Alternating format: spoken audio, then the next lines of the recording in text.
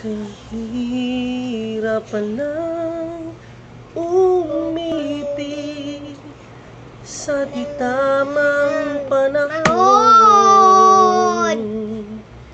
Kung bakit ngayon ko lang natagpuan ang isang katulad mo.